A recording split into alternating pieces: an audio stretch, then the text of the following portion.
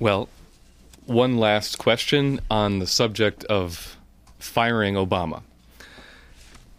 This week we've seen really a rising tide of opposition to this president from within Congress, significantly from both parties.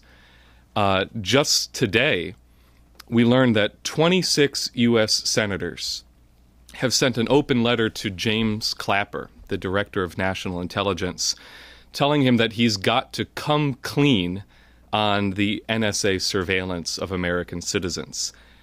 They complain that the Obama administration is relying on what they call a secret body of law, which is contrary to the interpretation that was originally legislated by Congress.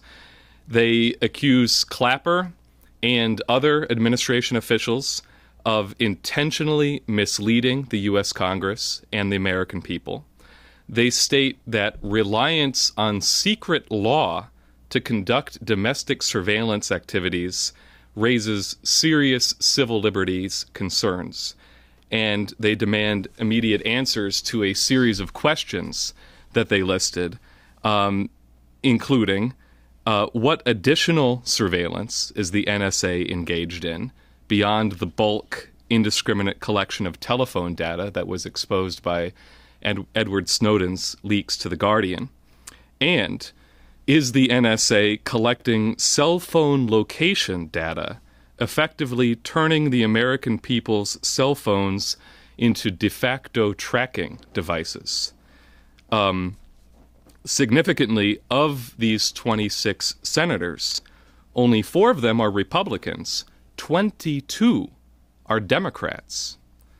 Now, along these same lines, we've received word that there is also massive bipartisan opposition in the House of Representatives to Obama's continued drive for war. Last week, in closed committee hearings, Obama's proposal to arm the Syrian rebels, presented to these committees by Secretary of State John Kerry, was unanimously rejected.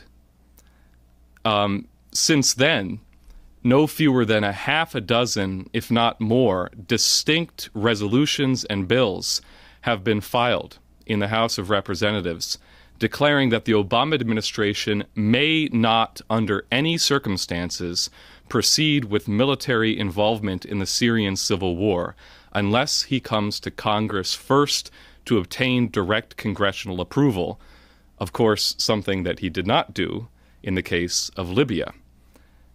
The most significant of these bills is one that was filed by Representative Walter Jones of North Carolina, HCR 40, House Concurrent Resolution 40, which states, 1, that the president is prohibited under the Constitution from the offensive use of the U.S. military in Syria without prior authorization by an act of Congress, and 2, that the president's defiance of those constitutional limitations on his authority to initiate war would constitute an impeachable high crime and misdemeanor under Article 2, Section 4 of the U.S. Constitution.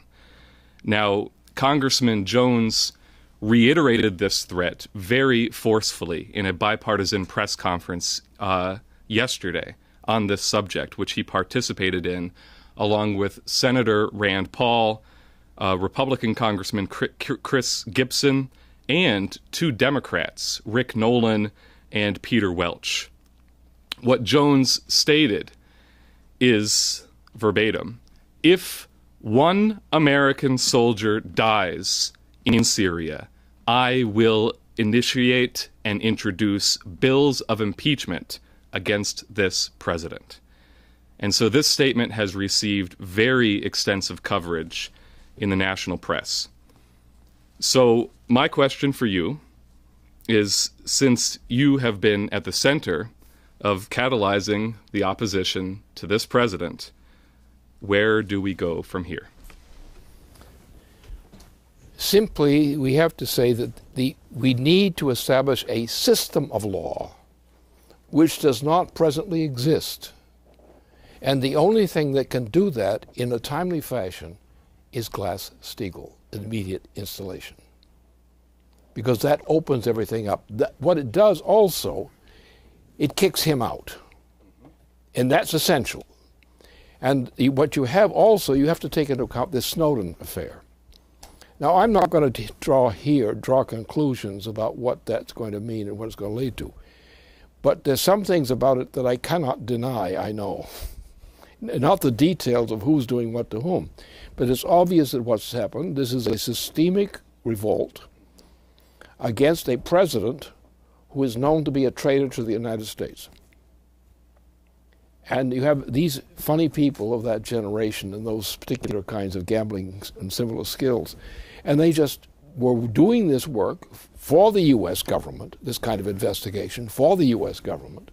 And they found out that the things that they had been working with was their enemy, and the enemy of the United States. So they finally got a funny kind of idea of patriotism, but it's a legitimate one given the circumstances.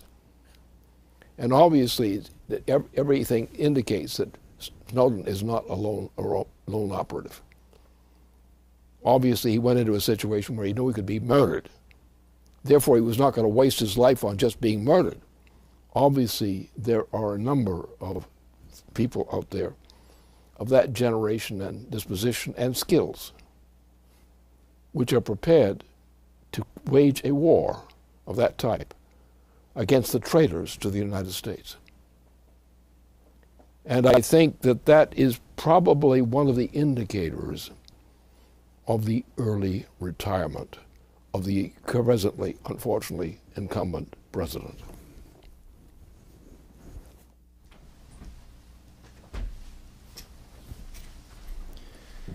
Okay, well, that brings a conclusion to tonight's program. I'd like to thank you for joining us. Thank you very much, Lynn.